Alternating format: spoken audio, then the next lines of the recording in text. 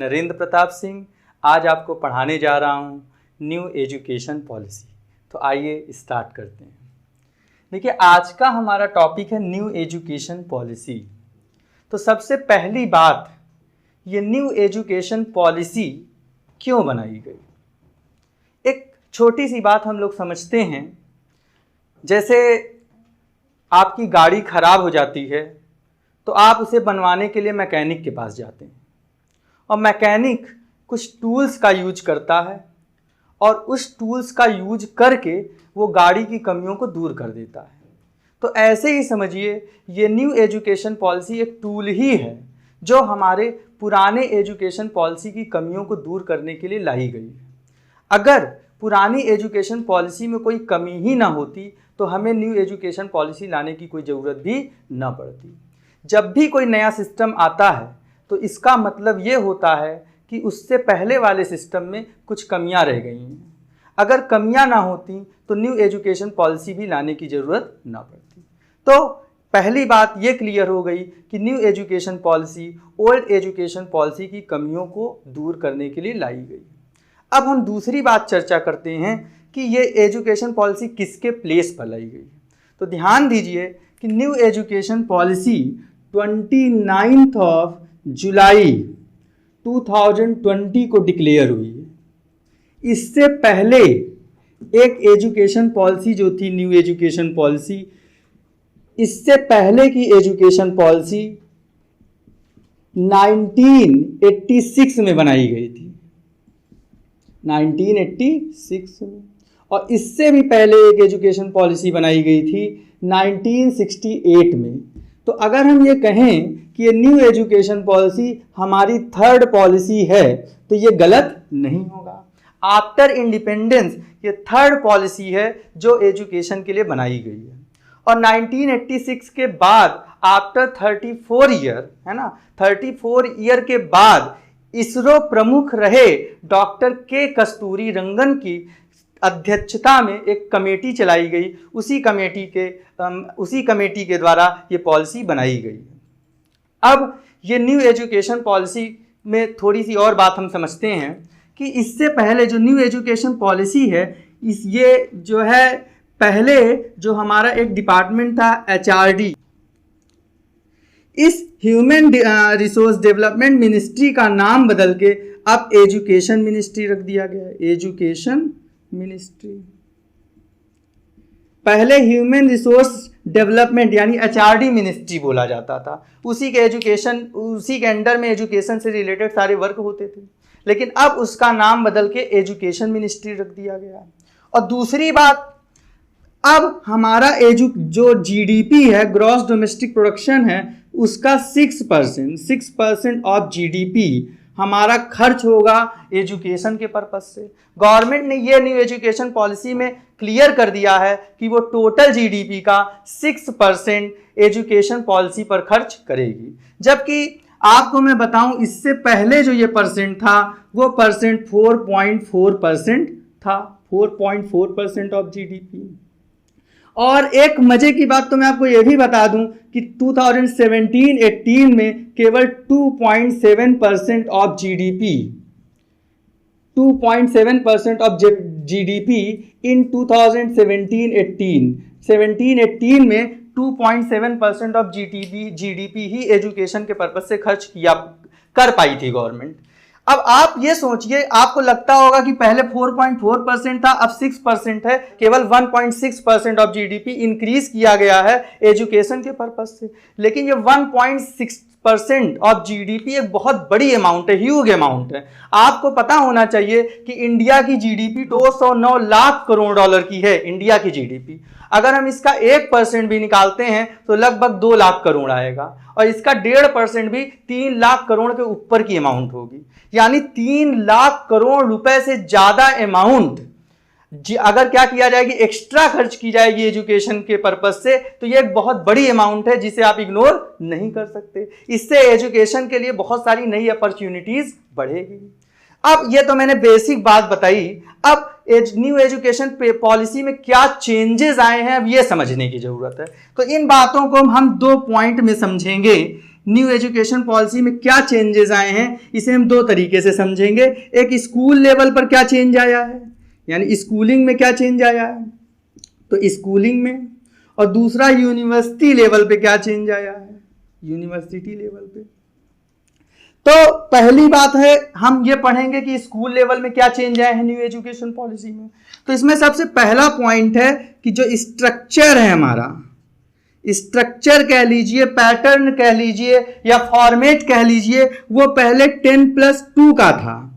अब इसको बदलकर 5+3+3 और +4 रख दिया गया है। अब ये 5+3+3+4 का मतलब क्या है?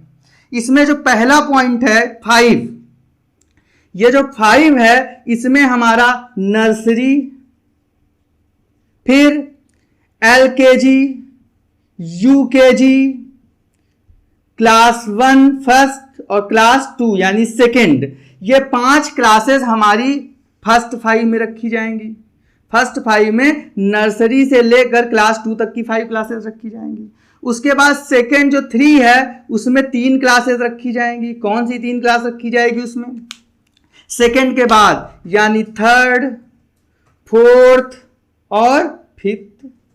उसके बाद नेक्स्ट थर्ड में नेक्स्ट 3 क्लासेस रखी जाएंगी, यानी 6, 7 और 8 की क्लासेस रखी जाएंगी। उसके बाद नेक्स्ट 4 में जो रखा जाएगा वो नेक्स्ट 4 क्लास रखी जाएगी, यानी 9th, 10th, 11th और 12th। अब आपको मैं बताऊं, ये जो फर्स्ट 3 क्लास है इसको फाउंडेशन स्टेज भी बोला जाता है। फाउंडेशन स्टेज, फाउंडेशन का मतलब होता है नींव।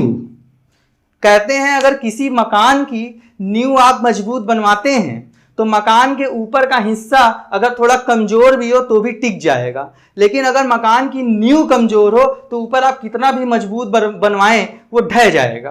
तो ये बच्चों की ये जो क्लासेस हैं नर्सरी टू 2, ये बच्चों की नींव होती है, बेस होता है। और जो बच्चा इसमें अपने बेस को स्ट्रॉन्ग कर लेता है उसके आगे के लाइफ में एजुकेशन में मेहनत कम हो जाती है।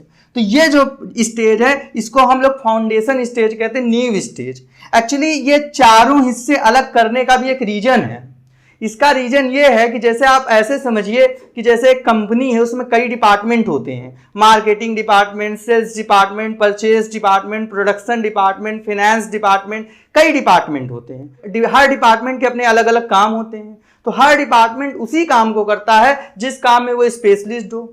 जैसे प्रोडक्शन डिपार्टमेंट केवल प्रोडक्शन करेगा, परचेज डिपार्टमेंट केवल परचेज करेगा, सेल्स डिपार्टमेंट केवल सेल्स करेगा। वैसे ही जब हम स्ट्रक्चर अलग कर दिए हैं तो स्ट्रक्चर के हिसाब से अलग अलग टीचर लाए जाएंगे और जो अपने अपने फील्ड में माहिर होंगे। तो नर्सरी टू 2 तक वही टीचर्स पढ़ाएंगे जो क्या करें, नर्सरी से लेकर 2 तक की क्लास को अच्छे तरीके से इफेक्टिवली पढ़ा सकें, और 3 से लेकर 5 तक उस तरह के टीचर लाए जाएंगे जो 3 to 5 तक अच्छे से पढ़ा सकें। इसी तरीके से अलग अलग स्पेशलिस्ट लाए जाएंगे जो क्या करेंगे, स्ट्रक्चर के हिसाब से एजुकेशन प्रोवाइड करेंगे। तो ये फाउंडेशन स्टेज में बच्चों की नींव को मजबूत करने की कोशिश की जाएगी ताकि नर्सरी, LKG, UKG और फर्स्ट सेकेंड के बच्चों का बेस बहुत मजबूत हो जाएगा। और एक ये भी बात बहुत इंपॉर्टेंट है कि यहाँ पर जो नर्सरी टू 2 तक की क्लासेस हैं उसमें बच्चों के ऊपर बैग का बोझ कम कर दिया जाएगा, उनकी बुकें कम कर दी जाएंगी और उनको स्पोर्ट्स के जरिए यानी जो है खेल कूद के जरिए और योगा के जरिए सिखाने की कोशिश की जाएगी ताकि बच्चे क्या हो, इसी क्या होते हैं, बोर भी ना हो और उनको खेल खेल में नए टेक्निक्स से अच्छी चीजें सिखा दी जाए। फिर उसके बाद जो 3rd to 5 तक की क्लासेस हैं, जो नेक्स्ट 3 हैं, उसमें बच्चों को सब्जेक्ट से इंट्रोड्यूस कराया जाएगा, यानी उन्हें विषयों से परिचित कराया जाएगा कि साइंस क्या होता है, मैथमेटिक्स क्या होती है, सोशल साइंस क्या होता है, कंप्यूटर क्या होता है।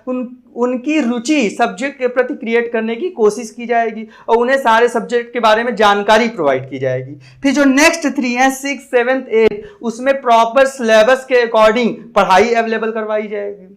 जो लास्ट वाला है 9 to 12, इसमें सबसे बड़े चेंजेस होने हैं क्योंकि यही एक बच्चों का सबसे बड़ा बेस होता है। तो 9th to 10th में सबसे बड़ा चेंज, 9 to 12th में सबसे बड़ा चेंज क्या होगा?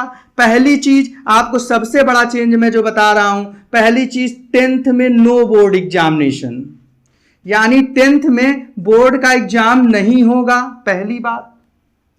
दूसरी बात सेमेस्टर सिस्टम, यानी बच्चों में सेमेस्टर सिस्टम में एग्जाम, बच्चों का एग्जाम सेमेस्टर सिस्टम में लिया जाएगा, यानी अब बच्चों के एग्जाम 6-6 महीने पर होंगे, है ना। उसके बाद इसमें जो है बच्चों में जो पेपर होगा, एग्जाम का जो पेपर होगा उसमें केस स्टडी ज्यादा पूछी जाएगी, केस स्टडी, और ऑब्जेक्टिव क्वेश्चन ज्यादा पूछे जाएंगे। इसका मेन मोटिव यह है कि बच्चों में सोचने समझने की क्षमता को बढ़ाना। इसका दूसरा मेन मोटिव ये है कि बच्चों में रटंत विद्या को खत्म करना। पहले बच्चे रट लेते थे और रट के एग्जाम देके पास हो जाते थे, लेकिन अब जो सिलेबस बनेगा वो ऐसा बनेगा, जो पेपर होगा वो ऐसा होगा कि कोई भी रट के उसको ना पास कर सके। इसीलिए केस स्टडी पूछी जाएगी, जिसमें आपको डिसीजन, उसको सोच समझ कर ही आप डिसीजन ले पाएंगे, सोच समझ के ही आप उसका आंसर दे पाएंगे, रट के आप उसका आंसर नहीं लिख सकेंगे। और ऑब्जेक्टिव क्वेश्चन में भी आपको क्वेश्चन का जब डीप नॉलेज होगा तभी क्या होगा, आप उसका आंसर दे पाएंगे। तो इसका जो मेन मोटिव है कि बच्चों में रटने की जो आदत है उसको खत्म करना और समझने की क्षमता का विकास करना, बच्चों में एनालिसिस करने की कैपेसिटी को बढ़ाना, डीप नॉलेज प्रोवाइड करना, ये मेन ऑब्जेक्ट है यहां पर। तो ये चीजें मैंने आपको बताई, ये जो पहला था स्ट्रक्चरल चेंज। अब दूसरी बात है, जो पहली बात तो मैंने आपको बताया स्ट्रक्चर में क्या चेंज हुआ। दूसरी जो बात है कि इसमें जो रिपोर्ट कार्ड होगा, रिपोर्ट, पहले मैं आपको बता दूं इंटर्नशिप, अब इसमें इंटर्नशिप भी एक चीज लाई गई है चेंज। इंटर्नशिप का मतलब क्या होता है, अगर आप सिंपल लैंग्वेज में समझिए कि जैसे किसी एक्सपर्ट के यहाँ कुछ लोग सीखने जाते हैं और जब वो सीख कर खुद एक्सपर्ट बन जाते हैं तो वो अपना खुद का बिजनेस स्टार्ट कर देते हैं। जैसे कारपेंटर है, बढ़ई है, उसके यहाँ कोई पर्सन जा रहा है कारपेंटर के साथ में, बढ़ई के साथ में जा रहा है काम करने, और उसके साथ लकड़ी का काम करवाने में, है ना, उसकी हेल्प कर रहा है। और कुछ साल जब उसकी साथ उसकी हेल्प करता है तो वो भी लकड़ी के काम को अच्छे से जान जाता है और फिर वो अपना खुद का बिजनेस शुरू कर देता है, खुद कारपेंटर बन जाता है। पेंटिंग का काम है तो कोई जो एक्सपर्ट पेंटर है उसके साथ जाके पेंटिंग करता है, और जब खुद एक्सपर्ट बन जाता है तो खुद का बिजनेस शुरू कर देता है ना। तो यहां पर क्या किया जाता है, इंटर्नशिप में हम किसी स्पेशलाइज्ड पर्सन के साथ वर्क करते हैं, और जब हम लोग उस वर्क को करके उसमें स्पेशलाइज्ड बन जाते हैं, यानी उसमें हमें विशेष नॉलेज हो जाती है, तो हम उस काम को खुद शुरू कर देते हैं। तो यहां पर जो 6 ऑनवर्ड बच्चे हैं, 6 ऑनवर्ड यानी क्या होते हैं, 6 से बड़े क्लास के जो बच्चे हैं उनको इंटर्नशिप की सुविधा दी जाएगी। इंटर्नशिप की सुविधा में ये होता है कि बच्चों को सीखने के लिए भेजा जाएगा। बच्चे क्या करेंगे, बच्चे कारपेंटर के यहाँ, पेंटर के यहाँ, है ना, प्लम्बर के यहाँ जाएंगे और क्या करेंगे, उनके यहाँ ट्रेनिंग लेंगे, और फिर उसके बाद 12th के बाद उनको डिप्लोमा का एक सर्टिफिकेट दिया जाएगा जिससे वो अपना खुद का बिजनेस शुरू कर सकते हैं। तो आप ये भी सोच रहे होंगे कि भाई हम इतना पढ़ लिख कर हम यही काम करेंगे, पेंटिंग का काम करेंगे, कारपेंटर का काम करेंगे। ऐसा नहीं है बेटा। एक्चुअल में होता क्या है कि जब हम लोग किसी चीज को सीखने जाते हैं तो हमें उस लेवल तक वो चीज सिखाई जाती है कि हम उसको टॉप लेवल पर कर सकें। जैसे अगर कोई नॉर्मल पेंटर है तो उसको देखने का नजरिया हमारा अलग होता है, लेकिन जब हम एशियन पेंट को देखते हैं तो हमारा देखने का नजरिया अलग होता है। यहाँ इंटर्नशिप में आपको एशियन पेंट की तरह सिखाने की बात की जा रही है, ना कि नॉर्मल, है ना। आप जितनी ही अच्छी एजुकेशन लेंगे उस टॉप लेवल तक आप पहुंचेंगे। एक दर्जी है, अगर आप दर्जी का काम सीखने जाते हैं तो आपको थोड़ा अजीब लगता है, लेकिन अगर वही टॉप लेवल के जो दर्जी होते हैं उनको हम फैशन डिजाइनर कह देते हैं।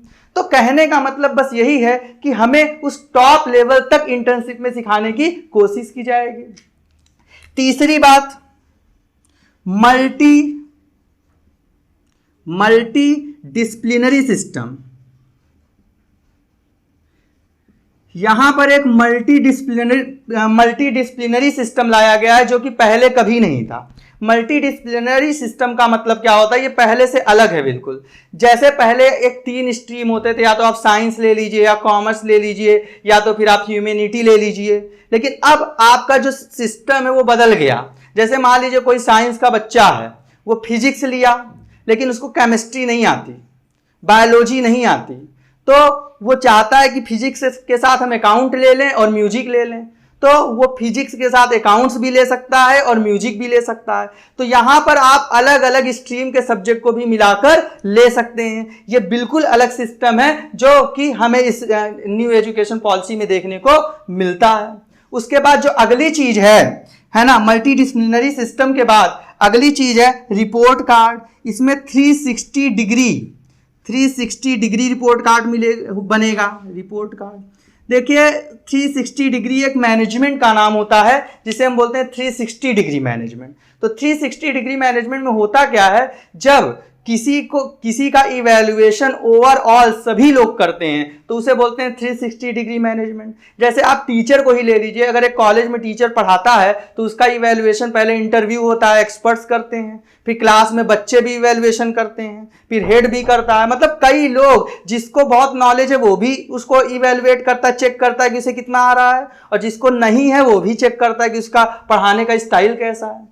तो 360 डिग्री में ओवरऑल सभी लोग इवैल्यूएट करते हैं, कैपेसिटी को आंकते हैं। तो ऐसे ही अब जो बच्चे जब एग्जाम देंगे तो जो बच्चों का इवैल्यूएशन होगा वो 360 डिग्री पे होगा। 360 डिग्री पे इवैल्यूएशन मतलब पहली चीज बच्चे खुद अपना इवैल्यूएशन करेंगे कि उन्हें कितना मार्क्स मिलना चाहिए, फिर उसके बाद उनके क्लास के जो बच्चे हैं, जो कुछ अच्छे बच्चे हैं, वो भी इवैल्यूएशन करेंगे कि इसको कितना मार्क्स मिलना चाहिए, फिर आपका टीचर भी आपका इवैल्यूएशन करेगा कि आपको कितना मार्क्स मिलना चाहिए। तो मतलब कई तरफ से आपका इवैल्यूएशन होगा, तब आपका जाके ओवरऑल आपको डिक्लेयर किया जाएगा कि आपका नॉलेज किस लेवल का है। तो इसे बोलते हैं 360 डिग्री रिपोर्ट कार्ड। तो 360 डिग्री पे रिपोर्ट कार्ड बनेगा। यही नहीं, केवल आपकी स्टडी ही नहीं, आपकी जो है कैरिकुलम एक्टिविटीज, आपकी नॉलेज, आपका बिहेव, इन सबको भी आपकी रिपोर्ट कार्ड में शामिल किया जा सकता है। तो ये हो गया 360 डिग्री रिपोर्ट कार्ड।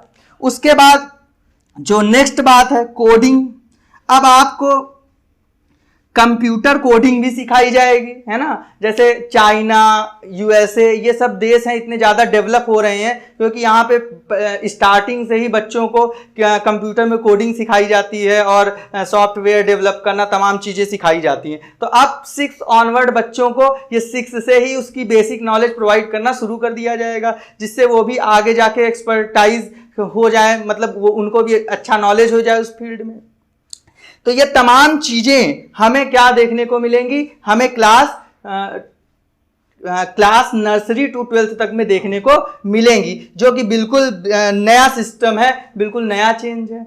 अब हम थोड़ी सी बात अब यूनिवर्सिटी लेवल पे भी कर लेते हैं कि यूनिवर्सिटी लेवल पे क्या क्या चेंजेस आए हैं। तो सबसे पहली चीज, ग्रेजुएशन में क्या चेंज आया है, ध्यान दीजिएगा।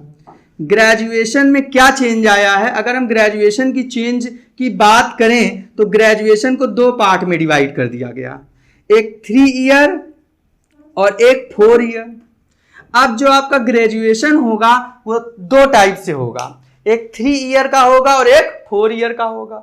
अगर आप चाहते हैं कि आप ग्रेजुएशन करें लेकिन उसके बाद पोस्ट ग्रेजुएशन करना नहीं चाहते, यानी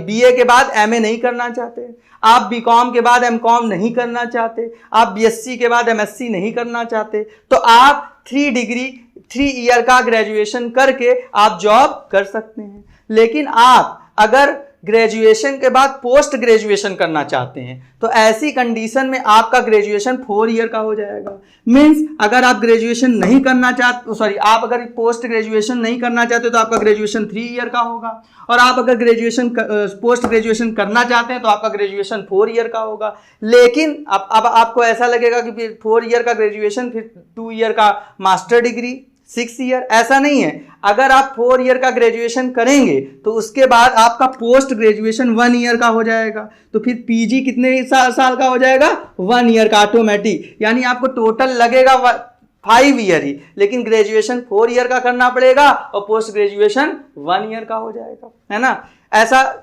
इसलिए भी है क्योंकि जैसे बहुत सारे लोग ग्रेजुएशन छोड़ के कभी भी पोस्ट ग्रेजुएशन कर सकते थे, लेकिन अब ऐसा नहीं होगा कि अगर आप पोस्ट ग्रेजुएशन करना चाहते हैं तो आपको पहले से ही 4 ईयर कंप्लीट करके रखना पड़ेगा, नहीं तो आप क्या कर पाएंगे, पोस्ट ग्रेजुएशन नहीं कर पाएंगे।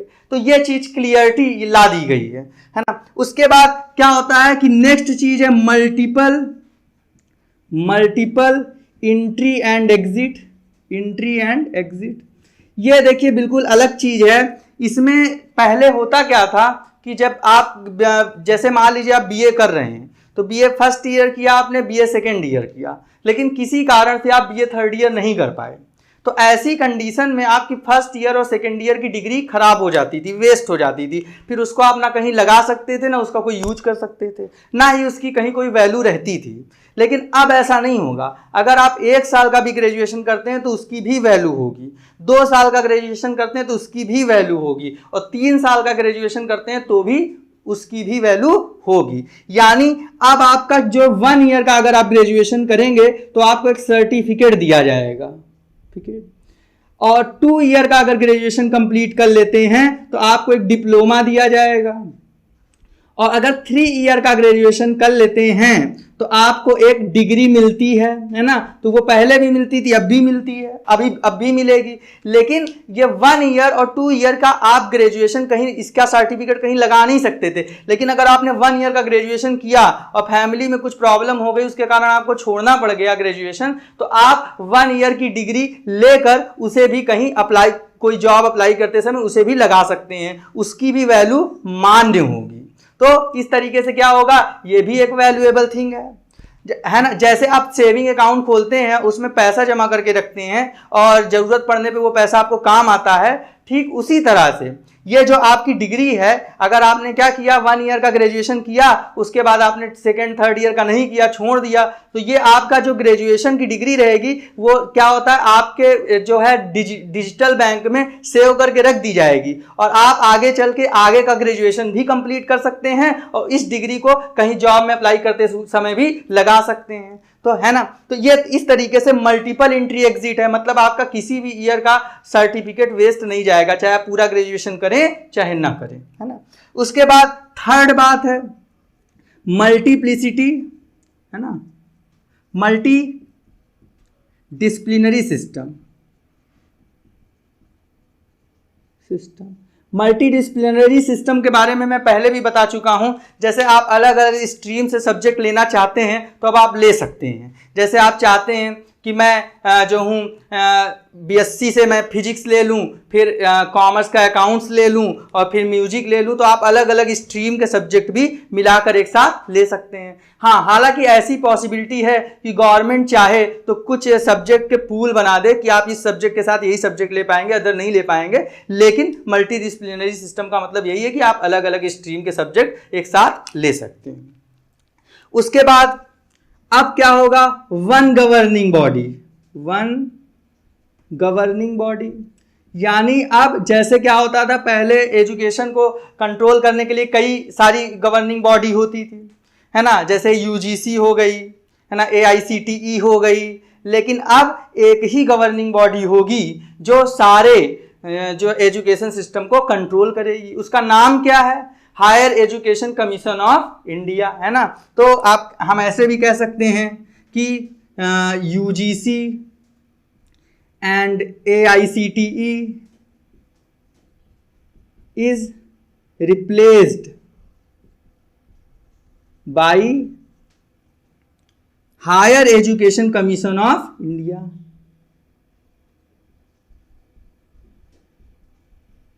Commission of India.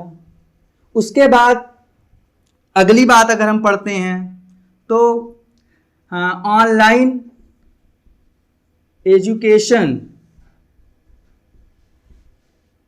Through top 100 college of India. यानी इंडिया के टॉप 100 कॉलेज अब ऑनलाइन एजुकेशन प्रोवाइड करेंगे, है ना। तो यहां तक मैं बताया हूं। उसके बाद आगे की बात बता देते हैं। थोड़ा सा मैं इसे साफ कर दे रहा हूं क्योंकि स्पेस कम है। अब अगली बात है, तो इंडिया के टॉप 100 यूनिवर्सिटीज अब क्या करेंगे, ऑनलाइन एजुकेशन प्रोवाइड करेंगे। फिर उसके बाद common syllabus for all universities. अब आपको जैसे आप दिल्ली यूनिवर्सिटी में पढ़ रहे हैं तो वहाँ का सिलेबस कुछ और है, यूनिवर्सिटी ऑफ इलाहाबाद का सिलेबस पढ़ रहे हैं वहाँ का कुछ और है, बीएचयू का सिलेबस पढ़ रहे हैं वहाँ का कुछ और है। तो इस एजुकेशन पॉलिसी में ये प्रयास किया जा रहा है कि जितनी भी यूनिवर्सिटी हैं वहाँ सारे यूनिवर्सिटी के सिलेबस एक जैसे कर दिए जाएं, ताकि बच्चों को अलग अलग चीज़ें ना पढ़ाई जाएं, है ना, एक जैसे नॉलेज मिले। अब कॉमन सिलेबस रखा जाएगा for all university of India. उसके बाद इनविटेशन टू फॉरेन यूनिवर्सिटी, जो फॉरेन की टॉप यूनिवर्सिटी हैं उनको इंडिया में इनवाइट किया जा रहा है ताकि वो हमारे बच्चों को एजुकेशन प्रोवाइड करें। इसका विशेषज्ञों का ये मानना है कि जो टॉप यूनिवर्सिटी है फॉरेन की, अगर वो हमारे यहाँ आ जाएंगी तो उससे जो हमारे देश के लोग बाहर एजुकेशन पाने के लिए जाते हैं उनका जाना बंद हो जाएगा। इससे हमारे बैलेंस ऑफ पेमेंट भी फेवरेबल होगा और हमारी जो है देश की वैल्यू भी बढ़ेगी, इकोनॉमी भी बढ़ेगी। तो इसलिए फॉरेन यूनिवर्सिटी को भी अपने यहाँ इनवाइट किया जा रहा है ताकि वो एजुकेशन हमारे देश में ऑनलाइन प्रोवाइड करें और हमारे देश के एजुकेशन लेवल को बढ़ाएं। तो ये तमाम चीज़ें क्या की गई हैं, ये चेंजेस लाए गए हैं। और आपको बताएं कि ये जो कुछ मेजर बातें थी जो मैंने आप लोगों को बताई कि न्यू एजुकेशन पॉलिसी में ये चेंज हो रहे हैं। अगली बार मैं और डिटेल के साथ आपके सामने आऊँगा। Thank you, have a nice day to all of you.